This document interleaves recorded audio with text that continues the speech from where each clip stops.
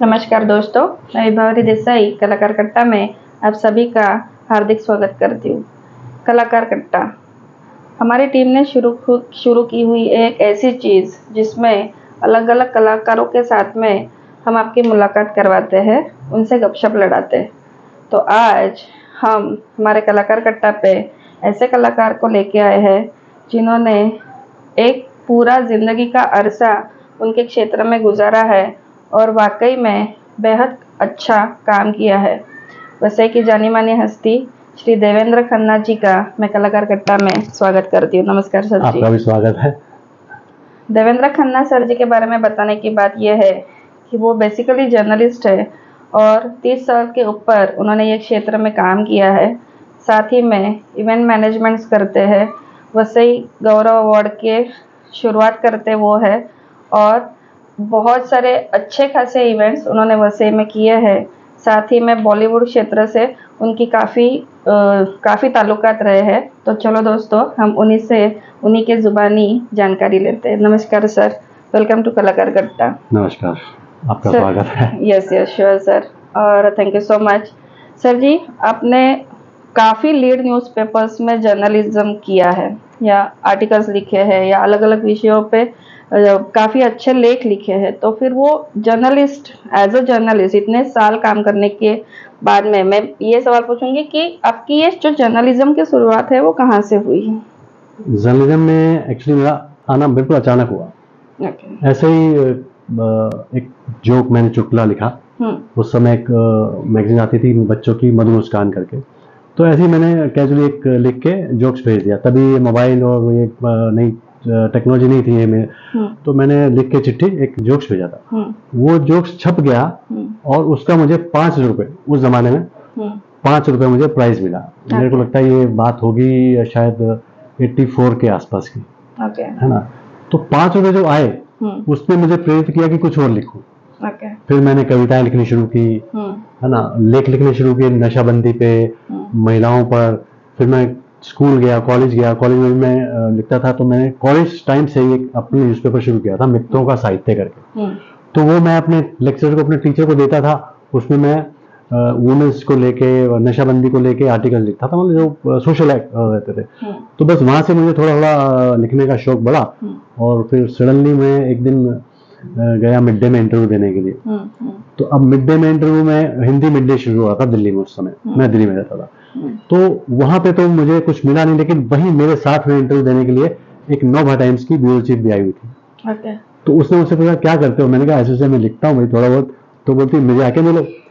उनका नाम भी मैं लेना चाहूंगा, संगीता महारानी करके उनका नाम था उस समय। तो उन्होंने बोला कि मेरे आके मिलो। मैं मिला उनसे। तो उन्होंने कहा कि ऐसा करो कि तुम इस पे लिखो। कोई उन्होंने मुझे सब्जेक्ट दिया, मैंने उस पर लिखा और हर दिन वो नया सब्जेक्ट देने लगे। तो मैं डेली लिखने लगा। फिर वो देखती थी वुमेन्स पेज। फिर उसी नवभारत टाइम्स में दूसरी बीट थी, एंटरटेनमेंट बीट थी, स्पोर्ट्स बीट थी। तो वो लोग भी बोले कि यार ये तो फटाफट करके लाता है इंटरव्यू, किसी का भी बोला आर्टिकल। तो उन्होंने मुझे बड़ा सपोर्ट किया और मैंने उनको भर भर के लिख के दिया, क्योंकि मैं नया था। क्योंकि मेरे हाथ में भी ऐसा नशा आ गया था मुझे कि नाम छपना। और फिर मेरे को नशा आया कि मेरा नाम सिर्फ नवभारत टाइम्स में क्यों, इंडिया के हर न्यूज़पेपर में मेरा नाम आना चाहिए। मैंने दिन रात लिखना शुरू किया अलग अलग विषयों पे।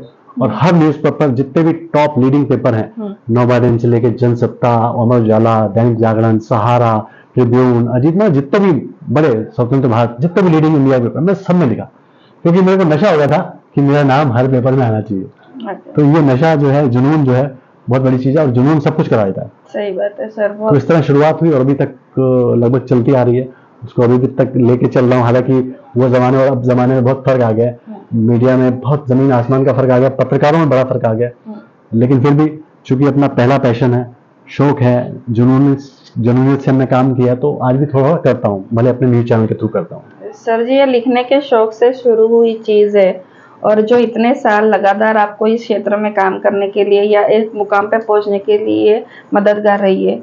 तो सर, मुझे ये पूछना है कि ये लिखने का जो शौक है, आप जैसे आपने कहा कि आप नशाबंदी के सब्जेक्ट्स पे लिखते हो या फीमेल्स के सब्जेक्ट्स पे लिखते हो या एंटरटेनमेंट सब्जेक्ट्स पे लिखते हो। जाहिर है लिखना है तो हर सब्जेक्ट अलग, उसकी भाषा शैली अलग, उसकी लिखावट अलग। तो सर, ये कैसे मुमकिन होता है? उसके लिए क्या, दिल्ली में एक साहित्य अकादमी की लाइब्रेरी थी। मैं जितना टाइम लिखता था बाकी टाइम मैं लाइब्रेरी में बिताता था, अलग अलग मैगजीन्स पढ़नी, बुक्स पढ़नी, है ना, जिसपे लिखना है। और जितना पढ़ोगे ना लिखने में उतना फायदा होता है। आजकल राइटर क्या सोचते हैं कि सिर्फ लिखना नहीं, सिर्फ लिखो, पढ़ना जरूरी नहीं है। लोग अपनी बुक, अपने आर्टिकल नहीं पढ़ते, लेकिन जितना पढ़ेंगे आप उतने अच्छे जर्नलिस्ट बनेंगे, उतने अच्छे राइटर बनेंगे आप। जरूर जरूर, मतलब हर राइटर के पीछे एक अच्छा पढ़ने वाला जरूर खड़ा होता है। सर जी, आप दिल्ली से बिलोंग करते हो, दिल वालों की दिल्ली से मुंबई आना हुआ है। सो वो दिल्ली टू मुंबई और उसके बाद का बॉलीवुड। सर यस, अब हमारे दर्शक जरूर चाहेंगे आपका एक्सपीरियंस सुनना। बिल्कुल, दिल्ली से मुंबई मेरा आना ऐसा हुआ कि दिल्ली में न्यूज़ 24 चैनल है, यहाँ भी चैनल आप जानते हैं, बहुत फेमस चैनल अनुराधा प्रसाद जी का। उन्होंने 95 में सुभाष घई के साथ मिलकर एक कंपनी शुरू की थी, दृष्टि चैनल करके। तो उनकी तरफ से, अनुराधा प्रसाद की तरफ से मैं यहाँ पे आया था एज ए उनका स्टाफ कह लो, PR कह लो, यहाँ पे उनका काम देखने के लिए, उस चैनल का काम देखने के लिए। लेकिन हुआ ये कि मैं यहाँ एडजस्ट नहीं कर पाया यहाँ के लोगों से, और मैं आउटपुट जो देना चाहता था वो दे नहीं पाया था। मैंने फिर डायरेक्ट उनको कहा कि मैं नहीं कर पाऊंगा। मैंने 1.5 महीने में वो नौकरी छोड़ दी, और 95 में वो नौकरी मैंने सिर्फ 4,000 की सैलरी में की थी, सिर्फ 4,000 की सैलरी में। लेकिन यहाँ चूंकि जर्नलिस्ट था और दिल्ली में स्टार जर्नलिस्ट था उस जमाने में, तो यहाँ सारे PRO, सारे जितने भी मीडिया वाले लोग हैं वो मेरे पहचानते थे। उन्होंने बोला हमारे लिए काम करो, हमारा करो शूटिंगों में। तो मुझे मतलब फुर्सत नहीं मिली, मैं फिर एज ए जर्नलिस्ट काम करने लग गया, फ्रीलांस जर्नलिस्ट काम करने लग गया। फिर फ्रीलांस जर्नलिस्ट काम करते करते मुझे कई पड़ाव मिले, मुझे एज ए PR काम करने को मिला। फिर और जैसे जैसे जो मेरा ये रहा कि मैं किसी चीज़ के लिए पीछे नहीं हुआ। मतलब मुझे मौका मिला PR कर लो, मुझे मौका मिला मैनेजर काम कर लो, मैंने एज ए लोकेशन हैंडल किया मैंने, है ना, जहाँ शूटिंग होती है। और फिर मुझे एज ए प्रोड्यूसर बनने का मौका मिला, मैंने वो किया। डायरेक्टर बनने का मौका मिला, मैंने वो किया। राइटर बनने का मौका मैंने वो किया। मतलब मैंने कोई मौका जो मुझे मिला वो मैंने छोड़ा नहीं। तो ये एक सबसे बड़ी चीज है कि आदमी को मौका मिले तो उसे वो छोड़ना नहीं चाहिए। जरूर जरूर, क्योंकि वो कुछ सोच के मौका आपके पीछे आया। Yes, every person should be opportunist. Sir ji, आपका बॉलीवुड से काफी ताल्लुक रहा है। सो बॉलीवुड के प्रमोशंस बोलो या काफी अच्छे आर्टिस्ट के साथ में काम करना बोलो, वो आपका हुआ है। सबसे यादगार ऐसा कोई पल रहा है कि आप किसी आर्टिस्ट के साथ में, कि जो आप हमारे दर्शकों के लिए शेयर करना चाहेंगे? आर्टिस्टों की बात करेंगे तो वैसे तो छोटे छोटे, मैं एक्चुअली एज ए PRO काम करता था, तो बहुत सारे सीरियल में छोटे छोटे जर्नलिस्ट का रोल या कोई ऐसा रोल आता था तो वो मुझसे पूछते थे खन्ना भाई कर लोगे? मैं बोला ठीक है कर लेंगे। तो छोटे छोटे ऐसे मैंने कुछ सीरियल में 1-1, 2-2 मिनट के रोल भी किए हैं। एक फिल्म मैंने की थी मुकेश तिवारी के साथ, बहुत फेमस विलन का रोल करते हैं मुकेश तिवारी। उनके साथ एक फिल्म मैंने की थी, वो बड़ी अच्छी यादगार थी। उसमें मेरा बड़ा अच्छा रोल था, एज ए जर्नलिस्ट का रोल था। लेकिन अनफॉर्चुनेटली वो फिल्म रिलीज नहीं हो पाई। उसका मुझे बड़ा अफसोस है, क्योंकि रिलीज होती तो उसमें मतलब जो मैं जर्नलिस्ट हूँ मैंने वही पोर्ट्रे किया था उसमें। तो अच्छा रोल था, एक हीरोइन के बैकग्राउंड की कहानी थी। तो मुझे लगता है कि वो फिल्म आती तो शायद मेरा कुछ और रास्ता निकलता था और अलग था। हाँ। खन्ना जी हमको बाकी मैंने फिल्में बनाई है बहुत खुद, उसमें मैंने नए टैलेंट को काम दिया। दरअसल क्या हुआ कि मैं खुद काम करने के बजाय मैं चाहता था हम स्टार मेकर बने। मतलब क्योंकि स्टार मेकर बनना एक अलग बात है और खुद स्टार बनना एक अलग बात है। तो मेरे मन में वो सपना था कि हम स्टार मेकर बनना चाहते हैं। तो उसकी वजह से क्या हुआ कि मुझे कुछ रोल ऑफर भी होते थे तो मैं मना कर देता था, क्योंकि मैं स्टार मेकर बनना चाहता था। तो ये एक रीजन था कि मैं फिर प्रोडक्शन में आया, डायरेक्शन में आया। तो आज भी थोड़ा डायरेक्शन कर रहा हूँ। यस सर, आपने काफ़ी डायरेक्शन की बात आई तो आपने काफ़ी सारे म्यूजिक एल्बम्स भी डायरेक्ट किए हैं, शॉर्ट फिल्म्स में बनाई हैं। सो सर, ये कैसे पॉसिबल होता है कि डायरेक्शंस करना? Of course as a journalist it's a different thing, as a director yes you have to work out something different. So ये दोनों चीजें कैसे मुमकिन होती है? मैंने क्या कहा कि जब मौका दस्तक दे रहा होता ना तो मुझे दस्तक सुनाई देती है, तो फिर वो अपने आप काम हो जाता है। मैं कुछ नहीं करता, वो भगवान जब दस्तक दे रहा होता है तो वो अपने आप हुनर भी दे देता है कि भाई तू कर रहा है, जुनून है तेरे अंदर, कर ले भाई। तो मैं कर लेता हूँ।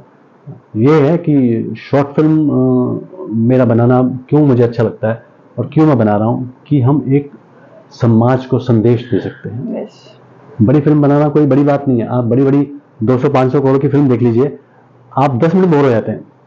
इतने बड़े स्टार लेके लोग फिल्म बनाते हैं और उसमें कुछ नहीं होता, आप भी देखते हो। और वही काम हम कम पैसे में समाज में अच्छा संदेश जाए, ऐसी फिल्में मैं बनाना चाह रहा हूँ और बना रहा हूँ। अभी आपने देखी होगी बेटी आरोही, हमारी बहुत अच्छी सक्सेस हुई, बहुत लोगों ने अप्रिशिएट किया, काफ़ी अवार्ड मिले। अभी दूसरी हमने एक फिल्म की तलाक क्यों, वो भी काफ़ी पसंद की गई। अभी 2-3 फिल्में और लाइनअप है मेरी जो जल्दी आने वाली हैं, जरूर वो भी सर, सोशल मीडिया पे है। जरूर सर, हमको इंतजार रहेगा उन अच्छे प्रोजेक्ट्स का। सर आप इवेंट्स मैनेजमेंट भी करते हैं। इवेंट मैनेजमेंट एक आपका एक अलग क्षेत्र है जिसमें आप बहुत बढ़िया काम करते हैं, और वसई विरार में काफ़ी सारे इवेंट्स आपने मैनेज किए हैं। अभी आपने थोड़ी देर पहले हमारे दर्शकों से बात करते वक्त कहा कि आपको स्टार मेकर बनना है, या आप एक नई सोच लेके आना चाहते हो, तो ये इवेंट्स भी है जो आपके, मैंने जितना मुझे मालूम है वो ब्यूटी पेजेंट्स भी ऐसे रहे हैं कि जिनको, जो महिलाओं में कोई हुनर है तो वो परफॉर्म करे, या सिंगिंग कॉम्पिटिशन्स है, या डांसिंग शोज है। सो सर ये इवेंट मैनेजमेंट आप कैसे कर पाते हो? देखो क्या होता है कि मैं चूंकि जर्नलिस्ट हूँ, मैंने हजारों इवेंट अटेंड किए हैं, हजारों, मतलब उसकी काउंट मुझे भी नहीं पता कि कितने इवेंट में गया हुआ और कितने लोगों का इंटरव्यू किया हुआ। तो मैं देखता था कि कुछ नया नहीं लोग करवाते, तो कुछ नया किया जाए। तो नया करने के चक्कर में मैंने सबसे पहले यहाँ ब्यूटी पेजेंट किया। 40+ जो लेडीज घर पे बैठी हुई हैं, है ना, उनके भी सपने होते हैं। जब वो यंग एज में होती हैं, उनके माँ बाप अलाउ नहीं करते बाहर जाना, है ना, कुछ वो जो करना चाहती है वो कर नहीं पाती है। तो मैंने कहा कि ऐसी औरतों को हम मौका देंगे, ऐसी औरतों को हम स्टेज देंगे। तो मैंने ऐसी औरतों को लेके ब्यूटी पेजेंट किया, और फिर उन्हीं को लेके मैंने शॉर्ट फिल्म बनाई बेटी आरोही, जो आपने देखी होगी, और उन्हीं को लेके मैंने एक एल्बम भी किया था। उसमें भी 3-4 जो हमारी लेडीज थी उनको मैंने काम दिया, और इसी तरह आगे भी बहुत सारे लोगों को काम दिया। उसके अलावा एक इवेंट मैंने किया था नारी शक्ति सम्मान, तो उसमें भी मैंने ऐसी औरतों को सम्मानित किया जो मेरे घर में स्वीपर है, जो वड़ा पाव बेचती है, जो सिक्योरिटी गार्ड का काम करती है। ऐसी औरतों को ढूंढ ढूंढ के मैंने नारी शक्ति सम्मान का एक अवार्ड चालू किया। तो मतलब कुछ अलग करने की इच्छा होती है तभी मैं कुछ करता हूँ। जरूर सर जी, इससे बेहतरीन सोच तो और कुछ हो नहीं सकती, ऐसा मेरे दर्शक भी डेफिनेटली एग्री करेंगे। सर आपने अभी ये कहा कि आप एक टैलेंट ढूंढते हो और उसको नवाजते हो, तो उसी के बदौलत शायद वसई गौरव अवार्ड की शुरुआत हुई है। दर्शकों, हमारे वसई में एक वसई गौरव अवार्ड चलते आ रहा है, वो सर जी उस चीज़ के फाउंडर है, तो आइए उन्हीं से सुनते हैं ये वसई गौरव अवार्ड क्या है। वसई गौरव अवार्ड का कैसा हुआ कि वसई में इतना टैलेंट है, भर भर के है ना, उनको प्लेटफॉर्म नहीं मिलता। और प्लेटफॉर्म मिल भी जाता है तो उनको वसई में कोई नहीं पहचानता। मेरी बिल्डिंग में टैलेंटेड लोग हैं, जो स्टार लोग हैं, उनको मैं नहीं जानता, आप नहीं जानते। तो मैंने कहा उनको एक लेवल हम आगे लेके आए। तो फिर मैंने ऐसे लोगों को ढूंढा वसई में, और उनको वसई गौरव अवार्ड से सम्मानित करना शुरू किया। उसमें सिंगर हैं, डांसर हैं, बैंक मैनेजर भी हैं, स्टेट एजेंट वाले भी हैं, मतलब कोरियोग्राफर भी हैं, फैशन डिजाइनर भी हैं, मतलब जो नामचीन हैं यहाँ पे, जिन्होंने काफी कुछ किया है, उनको कोई पहचानता नहीं। तो उनको पहचान मिले, उनका पहचान का एक लेवल आगे बढ़े, उसके लिए मैंने ये अवार्ड शुरू किया। और वो अभी सीजन 3 होने वाला है नेक्स्ट मंथ में, वो भी मैं आपको जानकारी दूंगा। Definitely sir. इस बार मेरा एक उसमें प्लस करने का मेरा कोशिश है कि 12 मई को मदर्स डे है। तो पहली बार मैं ऐसी मदर्स को ढूंढ रहा हूँ जो वाकई मतलब भगवान का दर्जा रखती है। तो एग्जाम्पल के लिए मैं आपको बता देता हूँ कि एक महिला है जिनको स्पेशल चाइल्ड पैदा हुआ, तो उनके हस्बैंड ने बोला कि इसको मार दो। लेकिन उस लेडी ने बोला नहीं, मैं इसको पालूंगी, जो भी भगवान ने मुझे दिया ये उसका है अमानत, मैं उसको मारूंगी। उसके हस्बैंड ने उसको तलाक दे दिया, वो अकेली औरत आज 35 साल से उसको पाल रही है। क्या बात है। तो ऐसी औरत को मैं सम्मानित करना चाहता हूँ, ऐसी माँ को मैं सम्मानित करना चाहता हूँ। तो इसी तरह के और भी काफी एग्जाम्पल हैं। किसी को किन्नर हो गया तो उन्होंने भी उसको फेंक नहीं दिया, उन्होंने भी उसको पाला चलाया। इस तरह और भी बहुत से जिन्होंने सेक्रीफाइस किया, ऐसी औरतों को मैं ढूंढ रहा हूँ, ऐसी माओ को मैं ढूंढ रहा हूँ, उनको भी मैं सम्मानित करना चाहता हूँ। ये मेरा नेक्स्ट लेवल का एक प्रोग्राम है। डेफिनेटली सर, आपका ये सोच के लिए कलाकार कट्टा की टीम से तरफ से तो सलाम है आपको, क्योंकि ये सोच लेके चलना यही बहुत बड़ी बात है। सर आप इवेंट मैनेजमेंट करते हो, आप एक अच्छे जर्नलिस्ट हो जो इस क्षेत्र में इतने सालों से खड़े हो, आप डायरेक्शंस करते हो, आप फिल्में बनाते हो, आप म्यूजिक एल्बम डायरेक्ट करते हो और इवन ये ऐसे नए सोच वाले शोज लेके आते हो। सर मुझे आपको ये पूछना है कि ये जो इतनी सारी चीजें एक साथ करना है और कामयाबी से करना है, उसके लिए कौन सी क्वालिटीज अंदरूनी होनी चाहिए? सबसे पहले होना चाहिए जुनून। अगर आपके अंदर जुनून है तो दुनिया की कोई ताकत आपको रोक नहीं सकती। मैं आपको बता रहा हूं कि मैं भी जीरो हो गया था, फिर मैं अपने एक दोस्त से मिला, मैंने कहा यार मैं ना एक शॉर्ट फिल्म बनाना चाहता हूँ और ये सब्जेक्ट है। उसने कहा नहीं, इसको तुम बेकार मत कर, मोबाइल पे बना के। मैं बोला मोबाइल पे बनाऊंगा, मेरे पास पैसे तो है नहीं। उसने कहा तू ये बर्बाद कर देगा, ये नेशनल अवार्ड विनिंग सब्जेक्ट है तुम्हारा, तो उसको बर्बाद मत करो। तो मैंने कहा मेरे पास तो पैसे ही नहीं भाई, मैं तो अभी काम धंधा भी सब लॉकडाउन के बाद बंद हो गया था सब। तो उसने लेकिन एक बात कही, देवेंद्र तुम कर सकते हो, मुझे पता है। वो बात मेरे दिमाग में घूमती रही 2-3 दिन, क्योंकि उसने कह दिया देवेंद्र तुम कर सकते हो। अब कैसे कर सकते हो मुझे नहीं मालूम नहीं। मैंने देखना था, मैंने सोशल मीडिया पे, फेसबुक पे एक मैसेज बना के डाला कि मैंने कहा इस तरह की एक मैं शॉर्ट फिल्म बनाना चाहता हूँ और आपका मुझे सहयोग चाहिए। वो चाहे तो आप 500 रुपये, 1000, 2000 जो भी आप श्रद्धा से देना चाहें वो आप मुझे सहयोग कर सकते हैं। मैं ये सोशल फिल्म बनाना चाहता हूँ। तो आप यकीन मानिए पहले ही आदमी ने मुझे 5000 रुपये मेरे अकाउंट में डाले। और क्योंकि मैंने कहा जुनून था तो अपने आप रास्ते बने और मैंने 1.5 लाख रुपए इकट्ठा किया और बेहतरीन फिल्म बनाई जो आज सराही जा रही है, जिसकी वजह से अब मैं आगे काम कर रहा हूँ। तो जुनून सबसे जरूरी है। जरूर सर, हमारी जो युवा पीढ़ी है वो स्पेशली अभी नए नए क्षेत्रों की तरफ बढ़ रही है कि उनको हर नई चीज़ अच्छी लगती है और वो आकर्षित करती है। तो वो युवा पीढ़ी के लिए ये अगर नए क्षेत्र वो चूज कर रहे हैं तो उनके लिए सर क्या मार्गदर्शन करना चाहोगे? मार्गदर्शन सबसे पहले यह है कि पेशेंस। आज जो लोग आ रहे हैं, आज की युवा पीढ़ी आती है ना, वो सोचती है पहले दिन मैं एक्टिंग सीख लूं और दूसरे दिन स्टार बन जाऊं। यस, इतना फास्ट वो चाहते हैं। लेकिन इतना फास्ट कोई ऐसा कानून, कोई ऐसा संविधान, कोई विधान ऐसा बना नहीं कि आदमी 2 दिन में स्टार बन जाए। तो उसके लिए पेशेंस चाहिए और मेहनत चाहिए, डेडिकेशन चाहिए। ये सब होगा तो वो डेफिनेटली कुछ कर पाएगा। और दूसरी बात क्या होती है कि आज लोग ना सीधा ऊपर वाली सीढ़ी पे जाना चाहते हैं, बीच की सीढ़ियां खा जाना चाहते हैं। मतलब जो पहले स्टेप रखा ना, वो सोचता है मैं सीधा 5वें स्टेप पे चला जाऊं, है ना। वो दूसरे तीसरे स्टेप पे टाइम खराब नहीं करना चाहता। उसको लगता है टाइम खराब होगा, मैं तो टैलेंटेड हूँ, मैं सीधा जंप कर जाता हूँ। तो जंप करने के चक्कर में ना इधर का होता है ना उधर का होता है, वो कुछ कर नहीं पाता। फ्रस्ट्रेशन में बाद में किसी दूसरी लाइन में चला जाएगा, जो करना चाहता वो नहीं कर पाएगा। तो पेशेंस जरूरी है और सीखना भी जरूरी है और ईमानदारी जरूरी है। तो ही वो फील्ड कोई भी हो वो कर सकता है, कोई भी। सही बात है, एकदम सही बात कही सर। अभी इतने सारे क्षेत्रों में काम करने के बावजूद सर आगे के ड्रीम प्लान्स क्या है? ड्रीम प्लान्स ये हैं कि मैं चाहता हूँ नए लोगों को, जिनको चांस नहीं मिल रहा उनको चांस दूँ, उनकी जो प्रतिभा है उसको निखारूँ, उसको दुनिया के सामने लाऊँ। और सोशल सब्जेक्ट मेरा मेन है। तो जैसे कि अभी एक मोबाइल का सब्जेक्ट मेरा है कि मैं चाहता हूँ कि मोबाइल लोग कम इस्तेमाल करें, उस पर मेरी एक शॉर्ट फिल्म बन रही है। फिर इसी तरह बहुत सारे सब्जेक्ट हैं। एक बहुत सारे पैडमैन बनाई थी लोगों ने कमर्शियल फिल्म, मगर मैं उसके विपरीत जो है पीड़ा के 5 दिन बनाना चाहता हूँ। उसमें वो कहाँ शुरुआत हुई, कैसे क्या है उसका सब, वो एक सब्जेक्ट है। और भी बहुत सारे ऐसे सोशल सब्जेक्ट हैं मेरे जिन पर मैं काम कर रहा हूँ और मैं चाहता हूँ कि नए लोग मुझे मिलें और उनको तराशूं और उनको एक अच्छा मुकाम तक, उसको अच्छा प्लेटफॉर्म दे पाऊँ। जरूर यही सर, आपने अभी बहुत बार आपसे मतलब अभी बात करते वक्त हमारी बातचीत जब भी हो रही है तभी मैंने ये जाना है कि आपसे सोशल जो भी टॉपिक्स होते हैं या सोशल सब्जेक्ट्स जो होते हैं, अवेयरनेस के बारे में बोलो या कोई एक अच्छी चीज़ जो समाज में एक परिणाम कर सकती है, उसके बारे में आपकी सोच ज़्यादा लगी है।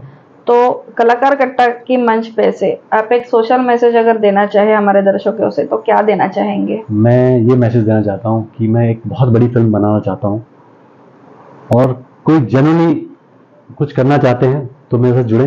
और वो फिल्म का सब्जेक्ट हालांकि मैं आउट नहीं करना चाहता, फिर भी मैं आपको बताता हूँ सिर्फ कलाकार कट्टा पे कि मैं एक ऐसी फिल्म बनाना चाहता हूँ जिसमें गूगल और इंसान की लड़ाई है।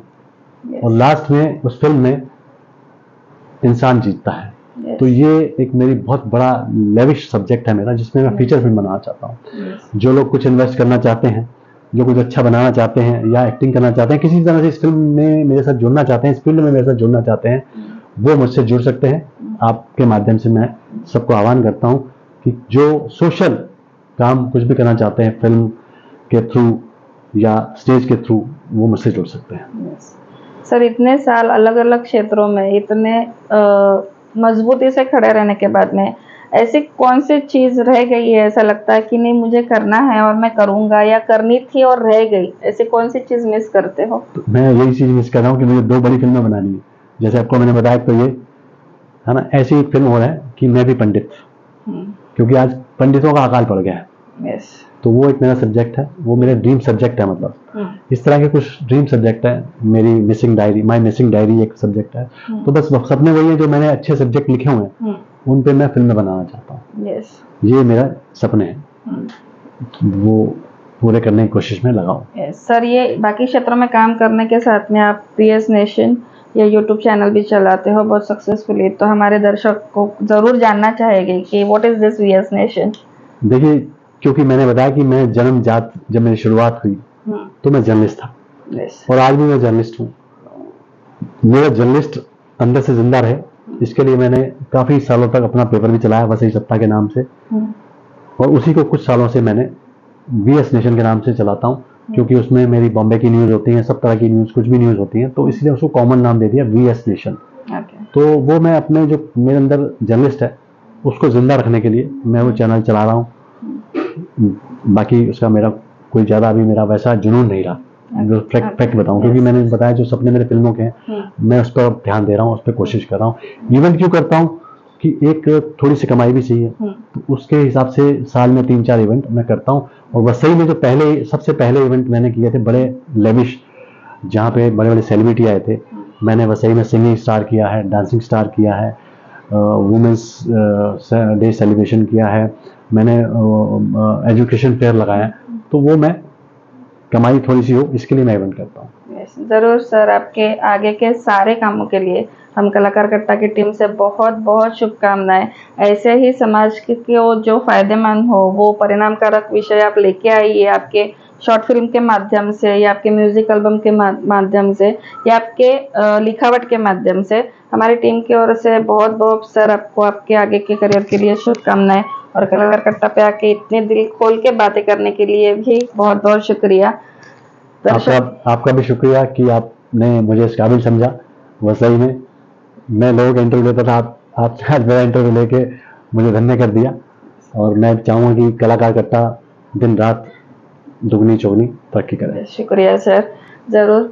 मुझे उम्मीद है दोस्तों, देवेंद्र खन्ना सर के बारे में जान के और इतने उनसे गपशप एंजॉय आपने ज़रूर की होगी और करेंगे, और ऐसे ही नए नए कलाकार हम आपके लिए लेके आएंगे हमेशा, यह हमारा वादा है। कलाकार कट्टा यूट्यूब चैनल के लिए लाइक, शेयर और सब्सक्राइब करना ना भूलिएगा। Thank you.